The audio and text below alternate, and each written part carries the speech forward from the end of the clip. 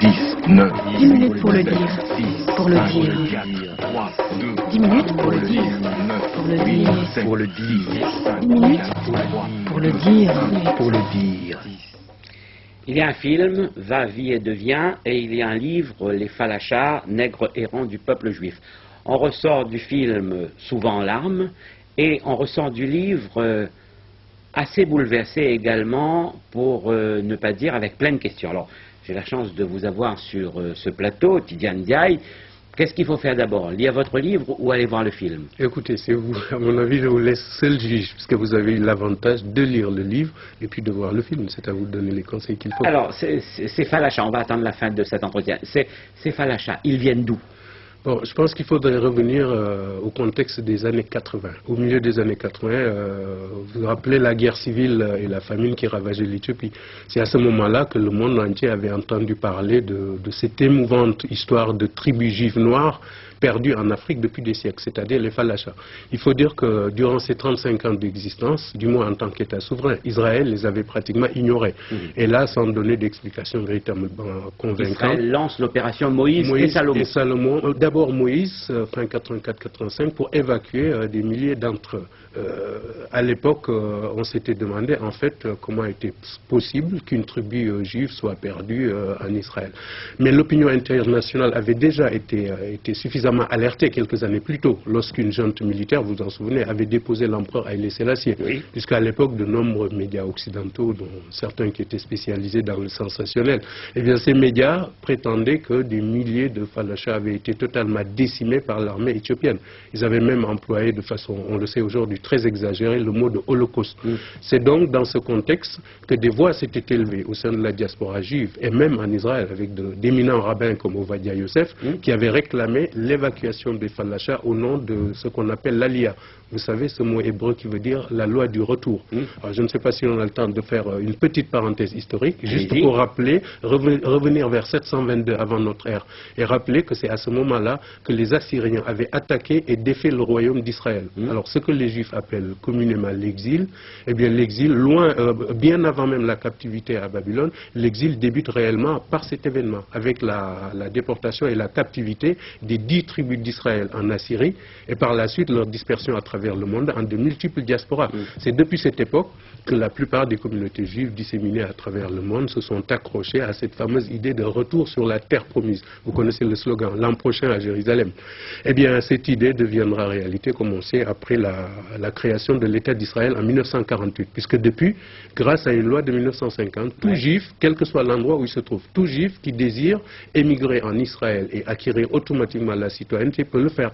Mais pendant très longtemps, la seule communauté qui était restée en marge de ce dispositif est la communauté des Falachas. Même Madame Golda Meir, qui est une des grandes figures de l'État hébreu, se demandait à l'époque si les Juifs n'avaient pas suffisamment de problèmes comme ça pour encore devoir s'intéresser à une sombre histoire de Juifs noirs. Autrement dit, personne ne voulait entendre parler. Elle s'est même posé la question de savoir si c'était vraiment des Juifs. Des Juifs, voilà. Donc, pendant très longtemps, ce qu'il faut dire, c'est que personne ne voulait entendre parler d'eux en Israël.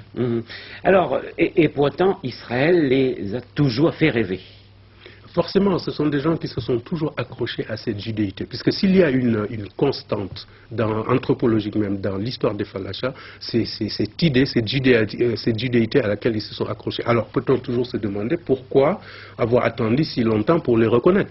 Parce que, bon, ça me paraît évident. Des nègres et africains ne pouvaient que difficilement adhérer à ce qu'on appelait le principe du sang, la judéité par le sang. Bon, ce sont des Africains, ils portent leur négritude. Je pense que c'est ce qui pose aujourd'hui un problème d'intégration dans la société israélienne. Parce qu'il faut reconnaître que, selon une idée très largement répandue, vraie ou fausse, mais ça on verra, en plus de 20 siècles d'errance, les communautés juives se sont comportées en véritables tribus fermées. On dit qu'on est juif par la mer. Et ceci selon les principes extrêmement rigides du judaïsme et des principes dont on dit qu'ils ont toujours été particulièrement hostiles au métissage. C'est ce qui fait que la plupart des communautés juives que l'on peut rencontrer aux quatre coins du monde ne peuvent appartenir qu'à des groupes sémitiques, voire même indo-européens, mais très difficilement aux civilisations négro-africaines. Des groupes très fermés qui ne s'ouvrent pas aussi facilement qu'on Ce peut... qui est dit, même n'en déplaise à certains, on dit qu'on est juif par la mère. C'est donc cette problématique qui m'avait aussi suffisamment interpellé et amené à me demander, à passer surtout sous un éclairage anthropologique et historique, les véritables origines de ce peuple, pour savoir si ces Éthiopiens sont réellement des juifs, alors comment expliquer leur particularité noire et africaine. Et surtout, n'en déplaise à certains, puisque la polémique est déjà violemment ouverte, pourquoi par la suite leur intégration s'est trouvée presque impossible dans la société israélienne, qui les a toujours marginalisés.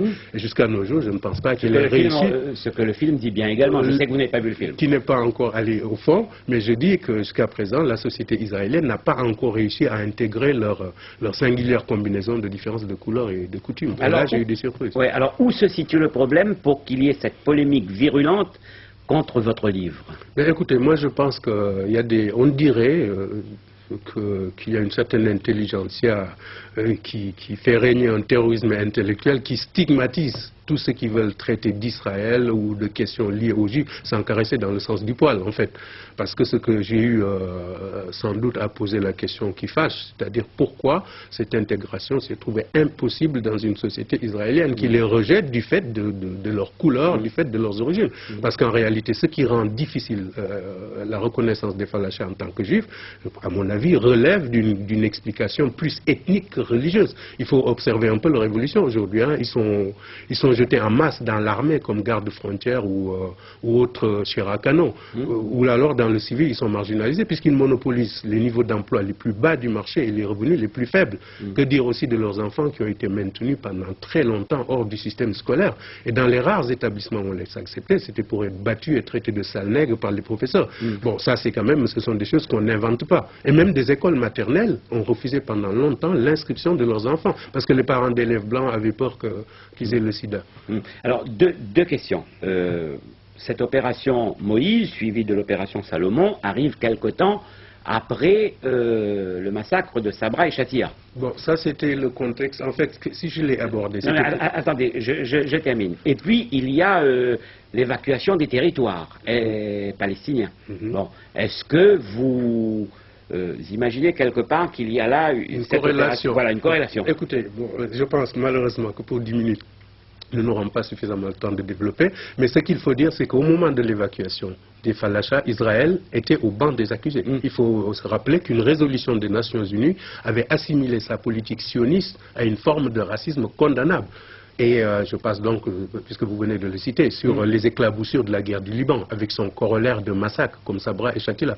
Mais il faut dire qu'aux yeux des Africains, ceci s'est passé à l'époque, puisque vous ne l'avez pas cité, dans un contexte où, de façon tout à fait inexplicable, Israël s'était positionné comme l'allié le plus sûr et le plus fidèle de l'Afrique du Sud, de l'apartheid. Il faut se souvenir que pendant des années, dans ce pays, de hauts dignitaires civils et militaires israéliens ont travaillé même avec d'anciens nazis, c'est-à-dire des criminels de guerre notoirement connus et qui étaient dénoncés par toutes les organisations juives du monde entier. Évidemment, quand ils étaient installés ailleurs, comme en Amérique du Sud. Mais pendant ce temps, les Israéliens ne s'embarrassaient pas de scrupules pour travailler avec eux dans un pays où on massacrait des populations dont le seul crime était d'être noir. Donc on peut dire, sous cet angle-là, il y avait une opération de public relation, un genre de clin d'œil qu'Israël lançait aux États africains et qui lui a permis de marquer des points, puisque la dimension humanitaire des opérations ne peut pas être occultée. Ils ont vraiment sauvé de la famine et de l'enfer de la guerre civile des milliers de Falachas. Ça, on ne peut pas l'oublier. Donc, organisé par le Mossad, il y avait forcément une arrière-pensée. Comment est-ce que vous réagissez, puisque quelque part, il a été écrit, on vous accuse d'agiter le communautarisme, voire même d'être raciste?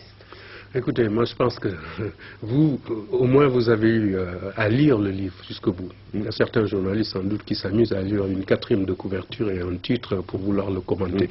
Alors qu'en réalité, ce qui me fait le plus peur au monde, c'est ce système communautariste. On a souvent coutume de dire que les civilisations dominantes ont toujours imposé leur modèle.